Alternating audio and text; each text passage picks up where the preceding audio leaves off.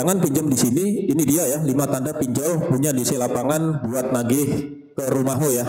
Jadi apa sih tanda-tanda pinjol tersebut yang ada DC lapangannya? Jadi sebelum kamu nanti pinjam atau sekarang sudah pinjam, itu termasuk pinjolmu itu ada DC lapangannya enggak? Nah, jadi seperti ini ya teman-teman.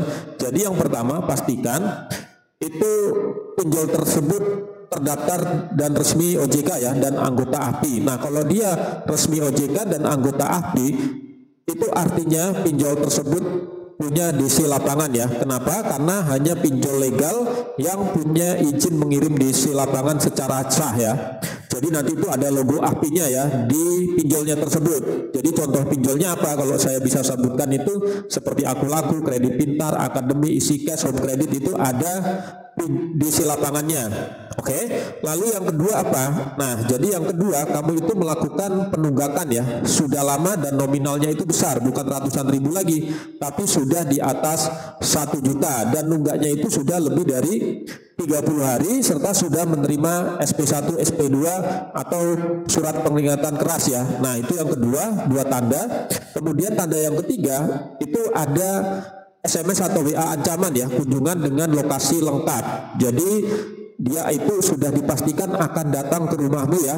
Oke, karena dia biasanya di WA itu jelas ya mencantumkan alamat kamu sekaligus. Biasanya disertai nama, nomor kontrak, dan cap perusahaan penagih. Jadi kalau sudah menerima seperti itu bukan ancaman kosong ya teman-teman. Artinya DC lapangan itu akan dikirim ke alamatmu, karena emang dia mengetahuinya secara detail alamatmu ya. Oke, nah yang keempat, itu ada pernyataan resmi di aplikasi terkait penagihan lapangan ya. Jadi kamu bisa dicek di syarat dan ketentuan di bagian kebijakan penagihan. Jadi itu ada tertulis ya sebenarnya, kalau kamu teliti, kamu baca, penagihan dapat dilakukan melalui petugas lapangan yang ditugaskan secara resmi. Nah, jadi maka mereka itu artinya punya DC lapangan ya teman-teman.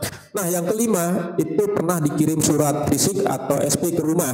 Misalnya kamu pernah menerima kayak ini ya teman-teman, surat tagihan atau surat kuasa dari pihak penagihan, atau surat yang menyatakan jika tidak dibayar akan dikunjungi oleh petugas.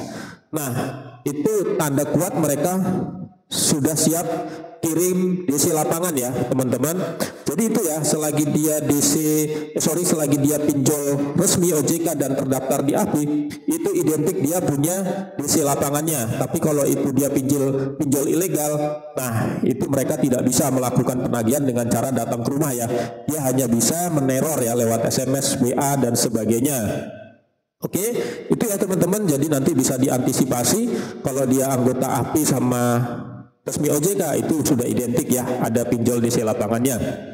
Selamat beraktivitas, terima kasih.